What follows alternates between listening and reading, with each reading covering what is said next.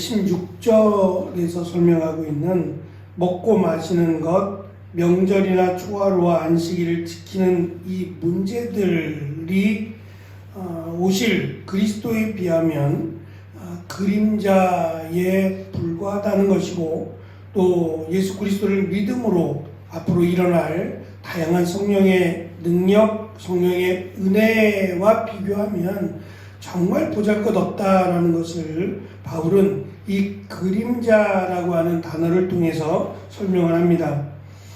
그림자는 모든 것들에 사실은 있죠. 그것이 살아있거나 또는 살아있지 않아도 그림자는 있게 되어 있습니다. 그런데 이 그림자를 통해서 무언가를 증명하거나 확인하는 데는 한계가 있습니다. 어느 정도는 알 수 있지만 정확하게 이것이 무엇이다 라고 증명해내기에는 어려움이 있습니다. 가장 확실한 것은 이 그림자의 실체를 보고 그것을 증명하거나 확인하는 일이죠. 그것은 정말 가장 정확하고 분명하다라고 말할 수 있을 겁니다. 거짓 교사들이 강조하고 있는 이 거짓 철학이나 잘못된 신념 같은 것들은 그리스도를 아는 일에 조금도 도움도 되지 않습니다. 특별히 구원에 있어서는 도움은커녕 오히려 방해가 된다라는 것을 사도 바울은 누구보다 잘 압니다. 심지어는 그러니까 바울 자신에게 있었던 본인이 쌓은 캐리어가 아니고 태어나면서부터 가지고 있었던 시민권이나 또는 저절로 자기가 가말리엘 문화생으로 얻게 되는 여러 가지 다양한 혜택이나 이런 것들이 오히려 예수 그리스도를 증거하는 일에 또 믿음의 삶을 사는 일에 방해가 된다라는 것을 바울은 강조한 바 있습니다. 18절에 보시면 이 거짓 교사들 또는 그들의 교훈과 또 신념이 가장 무엇이 문제인지를 두 가지로 정리해서 설명을 해주는데요. 첫째는 거짓 겸손입니다. 그리고 두 번째는 천사를 숭배하는 것입니다. 겸손한 체하다라고 하는 표현은 겸손을 강조하고 주장한다는 것이고, 마치 겸손한 것이 구원받음의 표징인 것처럼 주장했음을 알 수 있습니다. 겸손은 이 믿음의 덕목 가운데 굉장히 소중한, 너무도 귀한 덕목임이 분명합니다. 하지만 겸손한 것이 아니라 겸손한 채 한다면 그것은 오히려 더 문제가 되겠죠. 특별히 이 겸손한 채 하기 위해서 금식을 강조했고 금욕주의적인 삶을 강조하고 그렇게 보이도록 노력을 했습니다. 사람들이 모이는 곳에서 마치 금식한 그런 그 모습을 드러내기 위해서 애를 썼고, 또 그것과 관련된 여러 가지 행위적인 모습들을 보이려고 노력을 했고, 또한 본인이 마치 겸손한 것처럼 그런 그 삶을 주장하고 강조했음에도 불구하고 정작 그들의 내면에는 또는 그들의 마음의 중심에는 전혀 겸손과 상관이 없는, 어떻게 하면 저들을 속일까라고 하는 이중적인 마음이 그들에게 있었습니다. 또한 이 금식을 많이 함으로 인해서 겸손한 것뿐만 아니라 금식을 많이 할수록 환상을 보았다라고 이야기를 하는 겁니다. 이것이 다양한 이야기거리가 되어버렸어요. 나는 이런 환상을 보았다, 이런 환상을 보았다. 근데 이런 것들이 이 세상에 존재하지 않는 것들이기에 더 문제가 됩니다. 누구도 이것을 옳다 그르다라고 말할 수 없는 거예요. 왜냐하면 이 땅에서 경험해 보지 못한 새로운 일들이고, 또 그 새로운 것들에 대한 신적인 요소가 있기 때문에 그런 환상들로 가득 찬 이야기거리들로 시간을 보내고 있는 그들의 모습에 대해서 바울은 그것이 잘못되어 있다라고, 그리고 그것이 정말 그 환상이 아니라 금식을 많이 해서 헛것을 보는 것으로 바울은 설명을 합니다.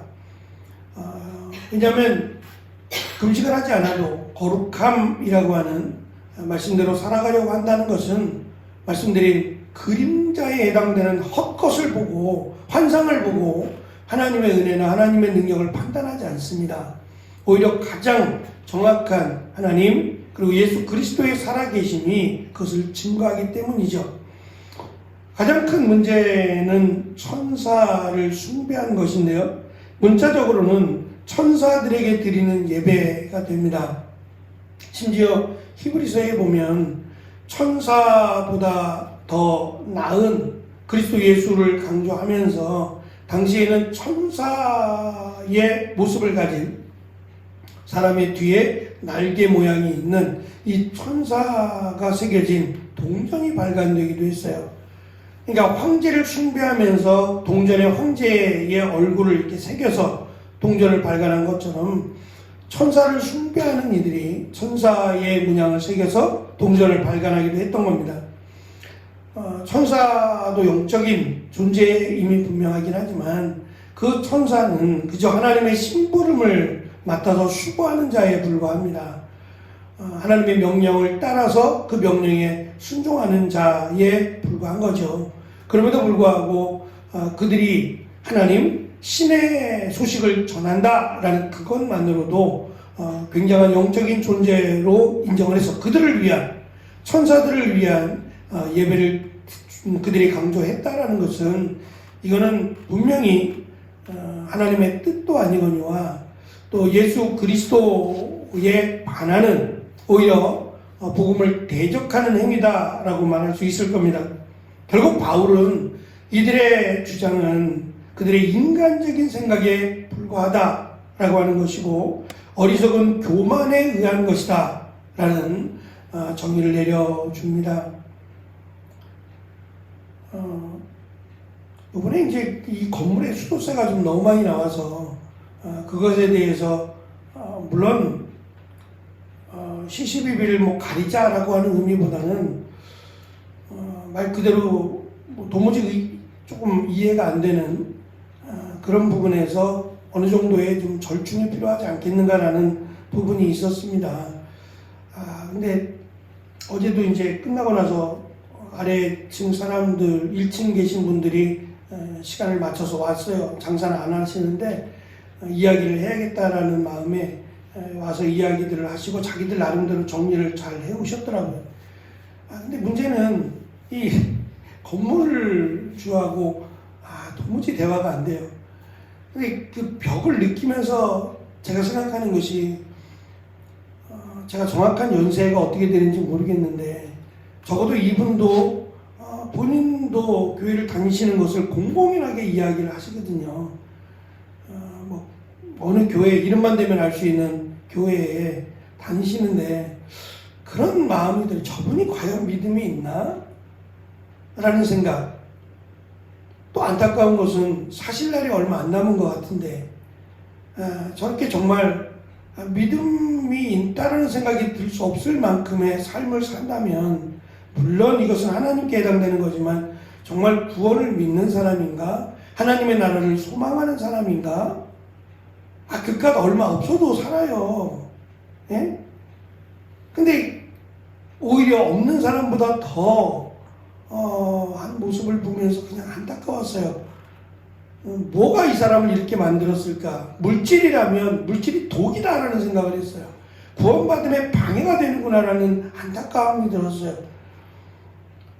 그냥 교회가 좀 더 내면 돼요. 교회가 좀 더 내고 그냥 좋게 해결하면 돼요. 그럴 수 있습니다. 충분히. 그런데 그 모습들 속에서 그냥 막무가내로 어르신이니까 라고 하기에는 안타까웠어요. 안 믿는 분들이 볼 때는 뭐라고 얘기할까? 저분이 정말 예수님을 믿는 사람인가? 라고 하는 그런 생각에 나도 저렇게 되면 안 되는데 라고 하는 생각도 갖고 이 물질이라고 하는 것이 정말 하나님의 나라에는 소용이 없는데 오히려 더 베풀고 더 나누고 살았다면 훨씬 더 아름다운 마지막이 되지 않았을까라고 하는 생각을 감출 수가 없었어요. 바라기는 정말 그 안에 믿음이 있어서 뭐 그의 남은 여생이 조금 더 그리스도인으로 살아가면 좋겠다라고 하는 마음이 생겼어요. 그래서 그 믿음이 그 안에 있기를, 어쨌든 같은 건물로 인해서 엮어진 관계니까 정말 마지막 믿음의 삶을 좀 사시고 가셨으면 좋겠다라고 하는 그런 마음이 들었습니다. 바울이 될 수 있었던 것은 정말 어쩌면 바울이 지금껏 살아왔던, 이름만 되면 모든 것을 거론할 수 있는 것들을 다 끊어버렸어요. 다 끊어버린 정도가 아니라 그리스도 때문에 온갖 고난과 수욕을 당했죠. 오히려 그것이 바울이 끝까지 바울로서의, 그리스도의 종으로서 살아갈 수 있었던 그 은혜가 아니었을까라고 하는 생각은 정말 늘 갖는 생각입니다. 우리가 이 땅을 살아가면서 이 새벽 미명에 주님 앞에 나와 기도하며 하나님의 은혜를 구하는 이것만으로도 우리의 믿음을 붙들기에 충분하다라는 생각이 들었어요. 인간의 그 욕망 가운데 하나인 잠이잖아요. 가장 깊이 잠들어야 될 시간에 하루의 첫 시간을 주님 앞에 나와 기도하며 은혜를 구한다는 것은 정말 우리에게 남겨진 소중한 유산이다라는 생각을 가져봅니다.